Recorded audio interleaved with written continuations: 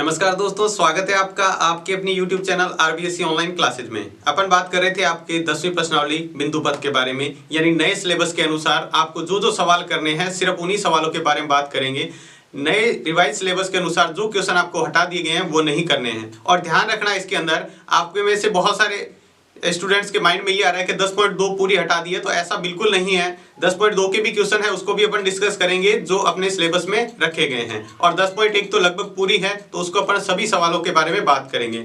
तो कुछ अपने पिछले वीडियो में अपने 10वीं प्रश्नावली का बेसिक देखा था और कुछ उदाहरण जो इसके थे वो सारे देख लिए थे। अगर आपने पीछे वाला वीडियो बहुत ध्यान से देखा है तो ये वीडियो बहुत ही आसानी से आपको समझ में आ जाएगा, यानी 10.1 आपके लिए बहुत ही आसान हो जाएगी अगर आपने इस बेसिक वाले पीछे वाले वीडियो को बहुत ही ध्यान से देखा है। तो अब अपन शुरू करते हैं अपनी जो प्रश्नावली है 10.1 पहले सवाल से। देखो पहला सवाल क्या दिया हुआ है, वहीं वापस से एक तरह से ये सवाल सत्य असत्य है। वैसे तो आपके एग्जाम में नहीं आता है, लेकिन ये सवाल इसलिए करेंगे ताकि आपको जो पीछे वाले जो वीडियो के अंदर जो कॉन्सेप्ट आपने समझे थे वो सारे यहाँ पर क्या हो जाएंगे, क्लियर हो जाएंगे। तो देखते हैं पहला सवाल क्या दिया हुआ है।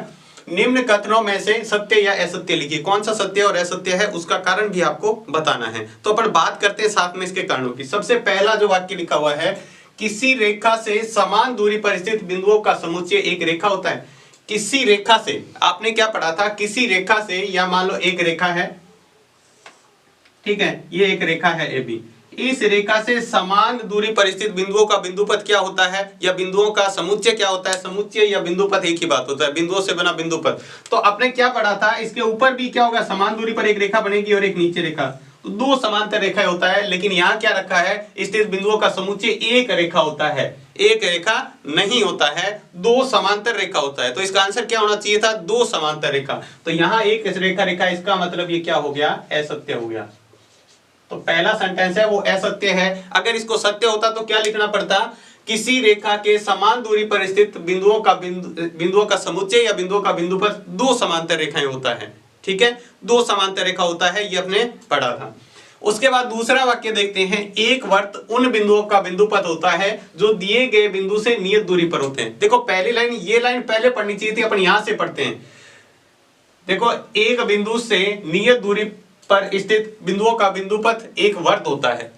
यानी यहां से पढ़ें तो दिए गए बिंदु से नियत दूरी यानी एक निश्चित दूरी पर स्थित बिंदुओं का बिंदुपथ क्या होता है, एक वर्त होता है। यहां पर उल्टा लिखा है, पहले ये लिख दिया कि एक वर्त उन बिंदुओं का बिंदुपथ होता है, यानी एक वर्त होता है जो क्या होता है, एक बिंदु से नियत दूरी पर स्थित होता है। तो बिल्कुल यही बात होती है, अपन ये पढ़ते हैं कि एक बिंदु है, इससे नियत दूरी पर सभी बिंदु क्या होंगे, एक वर्त बनेगा। यानी एक बिंदु ये, दूसरा ये, तीसरा ये, सबको सारे बिंदु बनेंगे तो क्या बनेगा, एक वर्त बनेगा। यानी ये बात बिल्कुल सही है। तो ये दूसरा जो वाक्य है वो बिल्कुल सही है, तो इसको लिखेंगे ये सत्य है। दूसरा क्या है, सत्य है। तीसरा देखते हैं सेंटेंस। तीसरा वाक्य क्या दिया हुआ है, तीन दिए गए बिंदु सरेख तभी होंगे जब वह एक रेखा के बिंदुओं के समुच्चय के अवयव नहीं हो। देखो यहां पर बात क्या कही, ये तीन बिंदु हैं, वो सरेख होंगे यानी एक सीधी रेखा में होंगे, लेकिन वह एक रेखा के बिंदुओं का समुच्चय नहीं हो। एक रेखा के बिंदु यानी एक बिंदु, दूसरा बिंदु, तीसरा बिंदु, चौथा बिंदु, पांचवा, छठा, सातवां, ऐसे करते करते करते बहुत सारे। तो तीनों बिंदु क्या है, इसके ऊपर अवयव नहीं है। लेकिन अपन एक रेखा खींचेंगे, अगर तीनों बिंदुओं को सरल रेखा में खींचना है, ABC, ये A, ये B, ये C, अगर सीधी रेखा में तभी होंगे जब ये क्या हो, एक सरल रेखा के अवयव हो। अगर ये सरल रेखा के बिंदु होंगे तभी तो ये तीन एक सरल रेखा में होंगे। अगर रेखा के अवयव नहीं होंगे, अगर मान लो एक बिंदु यहाँ पे C यहाँ ना होके यहाँ हो गया, तो ये सीधी रेखा ही नहीं बनेगी। दो बिंदुओं से बताओ कैसे तीन बिंदु, सीधी रेखा थोड़ी हुई है, ये बिल्कुल सीधी रेखा नहीं बनेगी। तो ये भी क्या है, असत्य है। असत्य इसलिए है, सीधी सी बात यह है कि तीन बिंदु अगर सरल रेखा में होंगे तो तीनों एक ही रेखा के अवयव होंगे, लेकिन यहां लिखा है अवयव नहीं है, तो इसका मतलब ये गलत हो गया।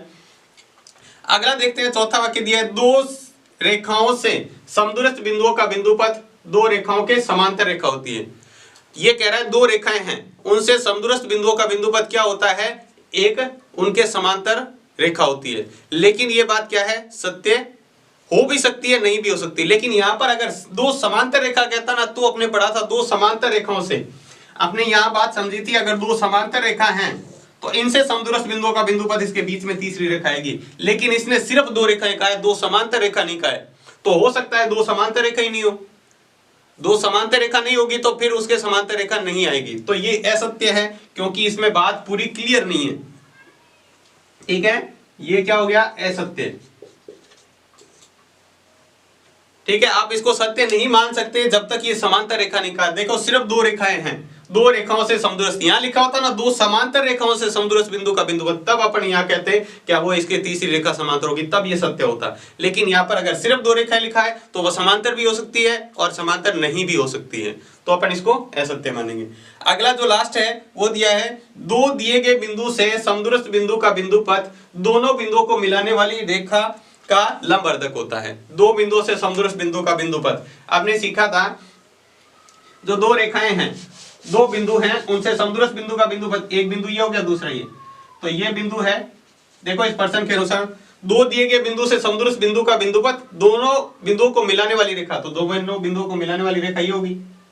ठीक है, मिलाने वाली रेखा का लंबवर्धक होता है, तो इसके बीचों बीच जो मध्य बिंदु है इसके ऊपर लंब डालेंगे तो इसका लंबवर्धक होता है। तो ये सारे के सारे क्या है, इससे बराबर बराबर दूरी पर, चाहे कहीं से भी ले लो, चाहे यहां से ले लो, यहां से ले लो, तो ये बात क्या है, बिल्कुल सत्य है। और अपने इसको प्रमेय में भी पढ़ा था कि दो बिंदुओं से समदूरस्थ बिंदु का बिंदु पथ क्या होता है, दोनों बिंदुओं को मिलाने वाली रेखा का लंब समद्विभाजक भी कहते हैं या लंब अर्धक कहा जाता है। तो ये लास्ट वाला पॉइंट क्या है, बिल्कुल सत्य है।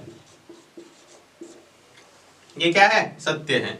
तो अपने ये चीजें सारी की सारी आपने पहले बेसिक के अंदर डिस्कस की थी, तो ये आपको बहुत ही आसानी से समझ में आ गई। तो ये था आपका 10.1 का पहला सवाल। इसके बाद देखते हैं अपन 10.1 का दूसरा सवाल। देखो दूसरे सवाल में क्या दिया हुआ है, इसको करने से पहले आपको थोड़ा सा मैं बता देता हूं, आपको सर्वांग क्षमता के बारे में थोड़ा सा पढ़ना पड़ेगा।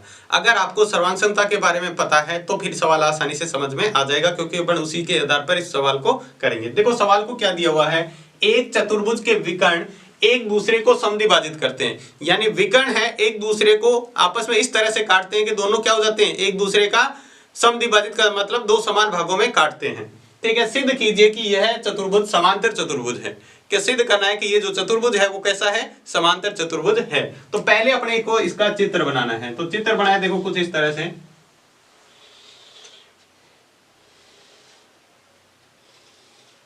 ये मान लिया चतुर्भुज ए बी सी डी एक चतुर्भुज है, जिसका पहला विकर्ण ये खींचा इस तरह से ए सी, ये विकर्ण। जैसे ही दूसरा विकर्ण खींचेंगे ना तो ये विकर्ण एक दूसरे को आपस में आधा आधा कर रहे हैं, यानी ये भाग और ये भाग बराबर है और इसका इधर वाला भाग इसके बराबर है।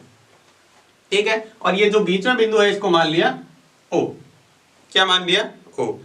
अब आपको यहां पर दो बातें ये भी ध्यान रखनी है। एक तो आपको थोड़ी सी बात पता होनी चाहिए शीर्षाभिमुख कोण के बारे में। शीर्षाभिमुख कोण, शीर्षाभिमुख कोण का मतलब क्या होता है, जब भी क्रॉस की आकृति बनती है तो आमने सामने के कोण, ये कोण इसके बराबर होता है और ये कोण इसके बराबर होता है, यानी ये और ये बराबर होगा, यानी ये x है तो ये भी x होगा, ये अगर y है तो ये भी y होगा। पहली बात ये। दूसरी बात ये ध्यान रखनी है एकांतर कोण। क्या ध्यान रखना है, एकांतर कोण। जब भी दो समांतर रेखाओं को कोई तिरछी रेखा काटती है तो ये कोण और ये कोण बराबर होते हैं, इनको बोलते हैं एकांतर कोण। अगर ये x है तो ये भी x होगा, या फिर इसका उल्टा भी कह सकते हैं, अगर ये ऐसे कोण जब भी बराबर होते हैं, दो रेखाओं को ऐसी रेखा काटे और ये कोण बराबर हो, इसका मतलब ये दोनों रेखाएं समांतर रेखा होगी। क्या होगी, समांतर रेखा होगी। अब अपन इस सवाल को करते हैं। तो सवाल को करने से पहले अपने दो त्रिभुज लेके उनको सर्वांग सिद्ध करते हैं। देखो क्या कौन सा, चाहे तो ये और ये त्रिभुज ले लो, चाहे ये और ये त्रिभुज ले लो। अपन दो त्रिभुज लेते हैं। सबसे पहले दिया हुआ है, क्या दिया हुआ है, विकर्ण एक दूसरे को समद्विभाजित करते हैं।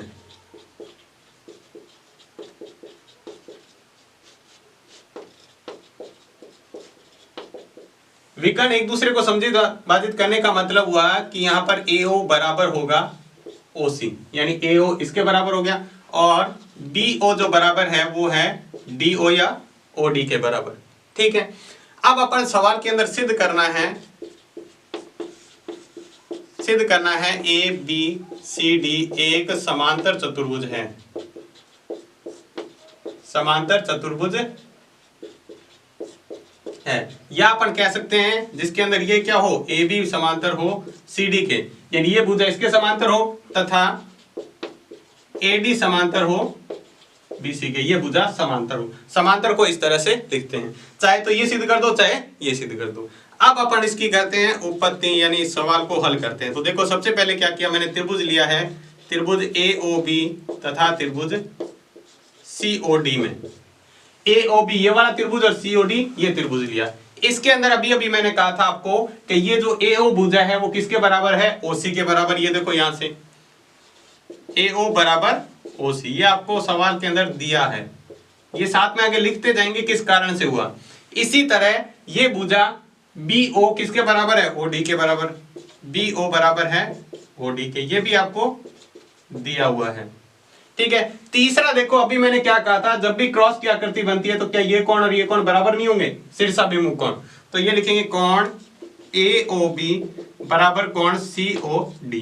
कैसे लिखते हैं देखो कोण को, ये O पर कोण बन रहा है ना, तो पहला बिंदु A बीच में आना चाहिए जिस पर कोण बन रहा है तीसरा बिंदु। ठीक है, इसी तरह ये है COD, ये बराबर है, ये क्या है, शीर्षाभिमुख कोण जिसको बोलते हैं, शीर्षाभिमुख कोण।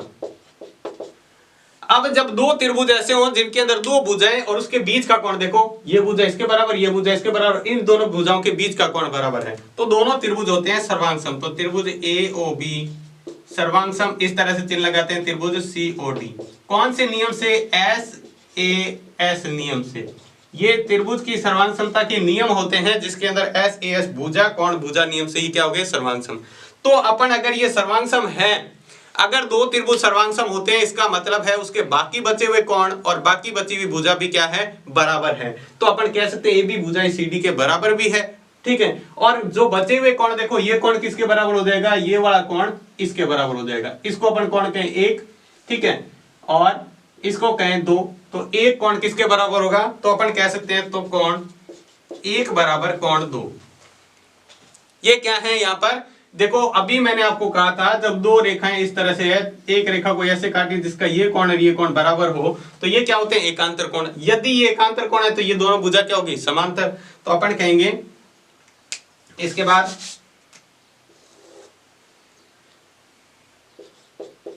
तो यदि कोण 1 बराबर कोण 2 है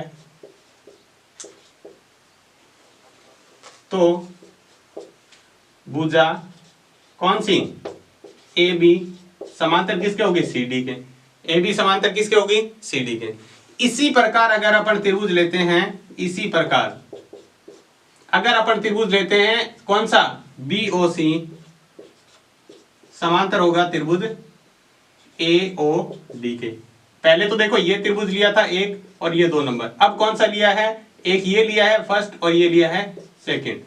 इन दोनों त्रिभुजों को लेके इसी तरह सर्वांगसम कर सकते हैं, क्योंकि इसमें भी भुजा और एक सेम का सेम होगा, तो आपको करने की जरूरत नहीं, सीधा लिख देंगे इसी प्रकार। और यहाँ पर भी कोण बराबर होंगे, तो यहाँ पर अपन लिख देते हैं ये जो कोण होगा, ये जो भुजा खींची है इसका कोण ये वाला, ठीक है, किसके बराबर होगा, इस वाले के। तो यहाँ पर भी एकांतर कोण बन रहा है, तो इसी प्रकार इसको अपन कह देते हैं कोण 3 और ये 4। तो यहाँ पर भी क्या हो गया, कोण 3 बराबर 4। तो फिर यहाँ पर भी ये भुजा बराबर होगी, यानी BC भुजा किसके समांतर होगी, BC भुजा होगी AD के समांतर या DA के समांतर। तो यही तो दोनों बातें सिद्ध करनी थी। देखो AB समांतर CD, AB समांतर CD, या BC समांतर AD या AD समांतर BC, ये रहा। तो अपन क्या कह सकते हैं, ये जो पहली समीकरण इसको कह सकते हैं, इसको दो समीकरण कह दो या तथ्य कह दो, 1 व 2 से क्या चतुर्भुज ABCD एक समांतर चतुर्भुज है, समांतर चतुर्भुज है। बस आपको इस तरह से सिद्ध करना था। यहां पर आपको दो एक बातें ध्यान में रखनी है। देखो सर्वांगसमता के नियम आपको पता होने चाहिए, ये अगर आपको पता है तो बहुत ही आसानी से इस सवाल को कर सकते हो। देखो दोबारा से कैसे करना है, पहले तो सबसे पहले आपको सवाल करने का, ये जो आपका जियोमेट्री वाला पार्ट है इसके अंदर जो भी सवाल आता है ज्यामिति वाले पार्ट से, तो सबसे पहले आपको जो दिया हुआ है वो लिखना है, फिर उसके बाद क्या सिद्ध करना है और फिर उसके बाद उस सवाल को करना, हल करना स्टार्ट करते हैं। ये तरीका होता है सबसे परफेक्ट तरीका आपका सवाल हल करने का। इससे आपका काफी इंप्रेशन अच्छा पड़ता है एग्जामिनर के ऊपर। तो देखो अब सबसे पहले यहाँ पर सवाल लिया है, पहले जो दिया हुआ है वो लिख लिया कि समद्विभाजक है, इसके मतलब दोनों भाग बराबर बराबर हैं। अब ये भुजा क्या है, इसके समांतर है और ये इसके समांतर आपको सिद्ध करना है कि ये आपस में समांतर है और ये आपस में। जब आमने सामने की भुजा समांतर होती है इसका मतलब वो कौन सा चतुर्भुज है, समांतर चतुर्भुज है।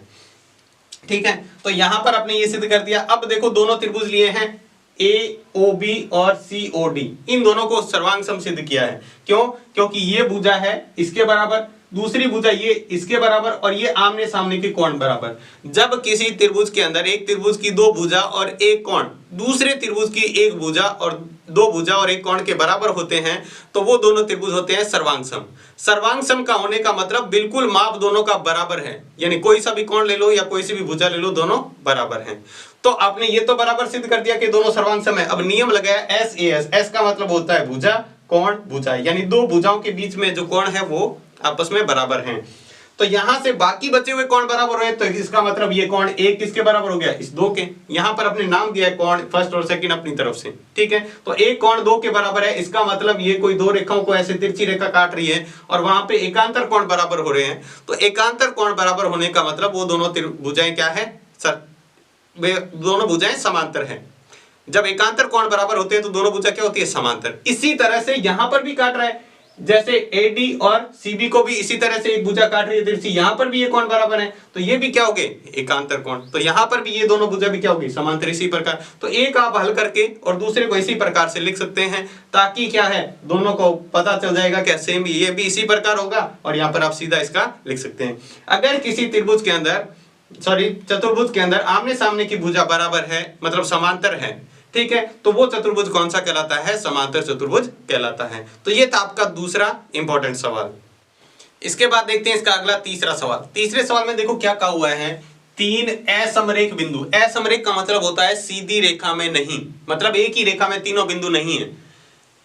बिंदु A, B और C के समदूरस्थ बिंदुओं का बिंदुपथ क्या होगा ये आपको बताना है। A, B, C के समदूरस्थ बिंदुओं का बिंदुपथ। तो आपने क्या किया, तीन बिंदु ले लिए। देखो यहां पर एक बिंदु ये रहा, दूसरा ये रहा, तीसरा ये रहा। अगर तीनों बिंदुओं को मिलाएंगे तो तीनों बिंदुओं को मिलाने पर क्या बन जाएगा? एक त्रिभुज बन गया। तो अपने क्या किया, तीनों बिंदुओं को मिला दिया। ये बिंदु A, ये B, ये C। असमरेख का मतलब यही था कि तीनों सीधी रेखा में नहीं। अगर समरेख कह देता तो फिर अपने को तीनों बिंदु ऐसे लेने पड़ते सीधी रेखा में, ये A, ये B और ये C। ये क्या है? समरेख, जब सीधी रेखा में होते तब। लेकिन अभी अपने को समरेख नहीं कहा है तो अपन ये नहीं लेंगे, ठीक है। तो तीन असमरेख बिंदु, इनसे क्या कहा है? तीनों से समदूरस्थ बिंदु का बिंदुपथ आपको ज्ञात करना है, यानी ऐसा बिंदु ज्ञात करना है जो तीनों से बराबर दूरी हो। A से भी उतनी दूरी पर हो, बिंदु B से भी उतनी और C पर इतनी दूरी पर। लेकिन अपने तो प्रश्नावली में एक बिंदु से पढ़ा था, एक बिंदु से समदूरस्थ बिंदु का बिंदुपथ क्या होता है? एक वर्त बनता है। दो बिंदुओं से समदूरस्थ बिंदु का बिंदुपथ दोनों बिंदुओं को मिलाने वाली रेखा का समद्विभाजक होता है। तीन बिंदुओं से कैसे ज्ञात करेंगे तो उसको देखते हैं। दो वाला पहले से थोड़ा सा रिवाइज कर लेते हैं कि दो में अपने क्या करते थे कि दो बिंदुओं से समदूरस्थ बिंदु का बिंदुपथ ज्ञात करने के लिए पहले इन दोनों भुजाओं को मिलाते थे, फिर इसका लंब समद्विभाजक इस तरह से। ये इसका क्या है, कहीं से भी मिला दो इसको, ये क्या है इसका, ये इसका है समदूरस्थ बिंदु का बिंदुपथ। लेकिन अपने को दो का नहीं करना है, किसका करना है? तीन का। अब थोड़ा सा ये भी ध्यान रखो कि ये लंब समद्विभाजक खींचते कैसे हैं। तो प्रकार से देखो, एक आपको प्रकार क्या करना है, पहले लाइन स्केल से खींच लेनी है। प्रकार से प्रकार को इस लाइन के आधे से ज्यादा खोलना है। जैसे मैंने हाथ खोला है अपने आधे से ज्यादा इस तरह से, और ऊपर एक चाप इस तरह से काट देना है और दूसरा चाप इस तरह से। जहां पर चाप कटेंगे इसी तरह नीचे भी चाप काटना है, एक इस बिंदु से एक बिंदु से, दोनों चाप को आप ऐसे मिला देंगे तो ये अपने आप इसका लंब समद्विभाजक बन जाएगा। किसी भी भुजा का लंब समद्विभाजक ज्ञात करने का तरीका यही होता है। अब अपन इस सवाल की तरफ आते हैं और ये समझते हैं। तो अपने को क्या करना है, भुजा AB, BC और C तीनों के लंब समद्विभाजक खींचने हैं। तो पहले मैं आपको B और C का खींच के बताता हूं। जैसे मान लो B और C का, मैंने B बिंदु से एक चाप काटा, यहां काटा, और B से नीचे काटा तो यहां, C से काटा तो ये और ये। अब इसको मैंने ऐसे मिला दिया, ये क्या हो गया, BC का लंब समद्विभाजक हो गया, ठीक है। अब मैंने खींचा AB का, तो AB का लंब समद्विभाजक, पहले A से बिंदु से चाप काटा, एक यहां एक यहां, फिर B से काटा, ये यहां यहां, अब यहां से जाते हुए ये किसका लंब समद्विभाजक हो गया, ये हो गया AB का। इसी तरह पर AC का लंब समद्विभाजक खींचते हैं तो AC का क्या हो जाएगा, यहां से इस तरह से, तो यहां से जाते हुए एक रेखा इस तरह से। तो तीनों बिंदु कहां पर मिल रहे हैं, इसको बिंदु O कह दिया। तो ये जो तीनों लंब समद्विभाजक जहां पर मिल रहे हैं ना, वही क्या है, इनका समदूरस्थ बिंदु है, समदूरस्थ बिंदु का बिंदुपथ है। कैसे, अगर आप इसको प्रकार रख के और ऐसे एक वर्त बनाओगे तो पूरा पूरा एक वर्त बनेगा इस तरह से, जो इसके बिंदुओं से यहां से होकर जाएगा। अब आपको पता है ये अगर वर्त बना है, ठीक है, अगर वर्त की अपन भुजा निकालें ए से, ये बिंदु ए से ओ तक, तो ये इसकी त्रिज्या होगी, ओबी भी एक त्रिज्या है, ओसी भी एक त्रिज्या है, तो एक वर्त के अंदर जितनी भी त्रिज्या होती है यानी बराबर होती है। इसका मतलब क्या है, ओ बिंदु से ए की दूरी, ओ बिंदु से बी की दूरी और ओ बिंदु से सी की दूरी क्या है, बराबर है। देखो इसको लिखना कैसे है, सबसे पहले आपने क्या किया, देखो इसके अंदर दिया हुआ क्या है, ए बी व सी असमरेख बिंदु है, असमरेख बिंदु है। ज्ञात करना है या सिद्ध करना है, यहां पर ज्ञात करना है तो अपन ज्ञात करना लिखेंगे, सिद्ध नहीं करना है, देखो ज्ञात करना है आपको, ठीक है। तीनों बिंदुओं से समदूरस्थ बिंदु का बिंदुपथ,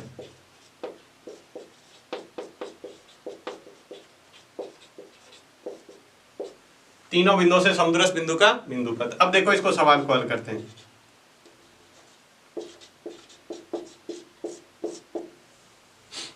ठीक है, तो अपन क्या करते हैं, अपने को यह पता है तीनों बिंदु, पहले अपने को क्या किया, तीनों बिंदुओं को मिलाया, ठीक है, तो उसको अपन लिखते हैं रचना के अंदर। आपने जो भी एक्स्ट्रा लाइन खींची है ना वो रचना के अंदर लिख दो, ठीक है। सबसे पहले आपने क्या किया, ए को बी से, या ऐसे लिख दो, ए बी बी सी व सी ए को मिलाया, तीनों को क्या कर दिया, मिला दिया। अब देखो इसकी उत्पत्ति,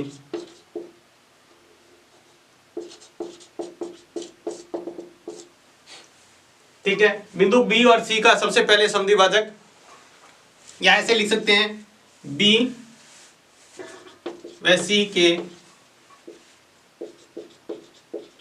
समदूरस्थ बिंदु का बिंदुपथ, ये भुजा कोई भी मान ली, ये भुजा मान ली एल है, समदूरस्थ बिंदु का बिंदुपथ क्या है, एल है। उसी तरह अपन लिखेंगे ए व बी के समदूरस्थ बिंदु का बिंदुपथ क्या हो जाएगा, इसको मान लिया भुजा एम है, ठीक है। और तीसरी है ए व सी के समदूरस्थ बिंदु का बिंदुपथ क्या हो जाएगा, एन मान लिया, इसको भुजा मान लिया एन है, ठीक है। तो तीनों भुजाओं के लंब समद्विभाजक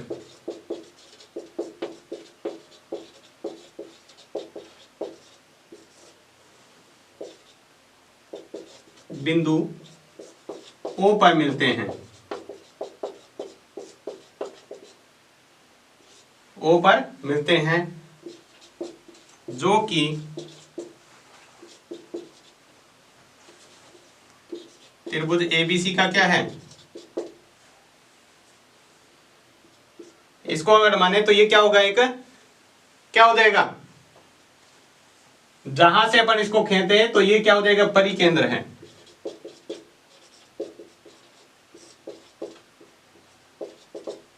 क्या है, परिकेंद्र है, ठीक है। जो अतः जो बिंदु ए बी व सी से समदूरस्थ है, क्योंकि ए ओ बराबर बी ओ बराबर सी ओ है, यानी तीनों त्रिज्याएं हैं जो बराबर हैं। तो यानी सीधे से आपको बात क्या करनी है, यहाँ पर आपको एक त्रिभुज बना लेना है, तीनों असमरेख बिंदु, असमरेख का मतलब सीधी रेखा में नहीं है, तो आपको क्या करना है, इसका एक त्रिभुज बना लेना है। फिर त्रिभुज से क्या करना है, तीनों भुजाओं के लंब समद्विभाजक खींचने हैं, पहले ए बी के खींचो, बी सी के और सी ए, तीनों के लंब समद्विभाजक, तीनों के लंब समद्विभाजक जिस बिंदु पर मिलेंगे वही क्या होता है, उसका समदूरस्थ बिंदु का बिंदुपथ होता है। तो ठीक है, आपने को ये लिखना है। देखो आपको कहा है बी और सी का समदूरस्थ बिंदु का बिंदुपथ, ये इसका समद्विभाजक हो गया, ये ए और सी का समद्विभाजक हो गया, और ये ए और सी का समद्विभाजक, इस तरह से अपन बना लेंगे। तो इस तरह से आपको सभी समद्विभाजक जहां पर भी मिलेंगे वो इसका क्या होगा, समदूरस्थ बिंदु का बिंदुपथ कहलाएगा। तो इस तरह से आपको सिर्फ इसके अंदर लिखना है इस तरह से, और लिखने के बाद में आपका सवाल कंप्लीट हो जाएगा। तो ये था इसका तीसरा सवाल। इसके बाद में देखते हैं इसका अगला चौथा सवाल। ये बिल्कुल तीसरे सवाल के जैसा ही है, लेकिन इसको थोड़ा सा अलग तरीके से करना पड़ेगा अपने को। देखो सवाल में उसी तरीके से दिया है, अब की बार 3 समरेख बिंदु दिया है। समरेख का मतलब मैंने पहले बता दिया था, समरेख का मतलब होता है सीधी रेखा में, और असमरेख का मतलब होता है सीधी रेखा में नहीं। 3 समरेख बिंदुओं से समदूरस्थ बिंदु का बिंदु पद ज्ञात करना है। पहले तो अपने ज्ञात किया था जो तीनों बिंदु क्या थे, असमरेख थे, मतलब सीधी रेखा में नहीं थे। अब की बार क्या है, तीनों बिंदु सीधी रेखा में। ये मान लेते हैं तीनों बिंदु क्या है, सीधी रेखा में है। इस तरह से ये A हो गया, ये B हो गया और ये C। अब इन तीनों बिंदुओं से समदूरस्थ बिंदु का बिंदु पद ज्ञात करना है, जो जितनी दूरी से A पर हो, उतनी दूरी से B पर हो, उतनी दूरी से C पर कोई ऐसा बिंदु ज्ञात करना है। तो अपन उसी तरीके से करेंगे। देखो आपको दिया हुआ क्या है,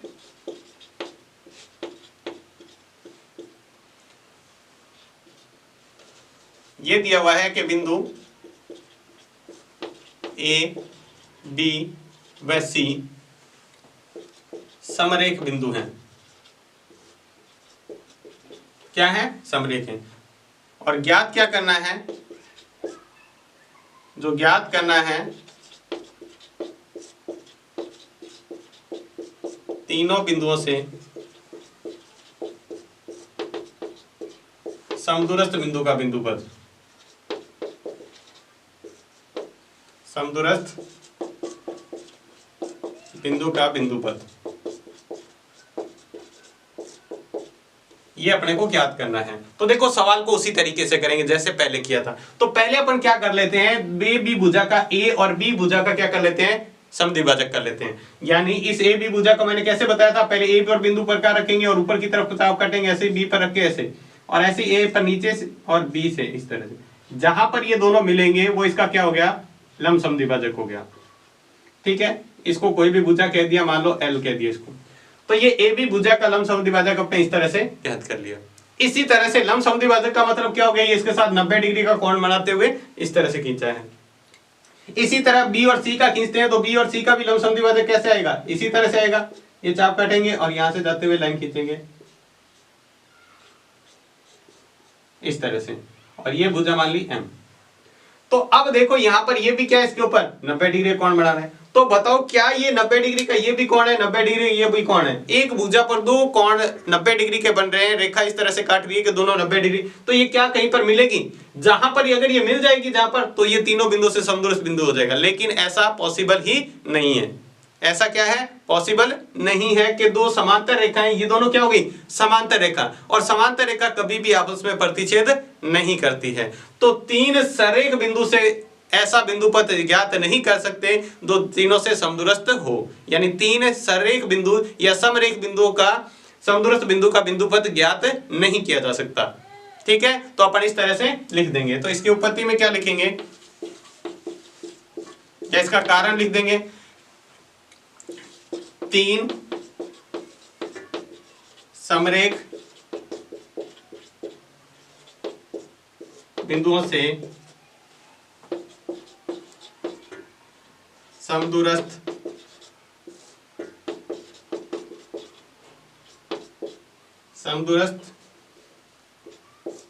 बिंदु का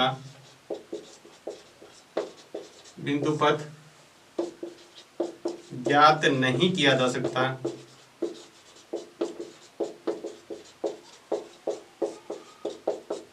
ज्ञात नहीं किया जा सकता है। क्यों नहीं किया जा सकता है, वो अपने यहां पर देखो, क्योंकि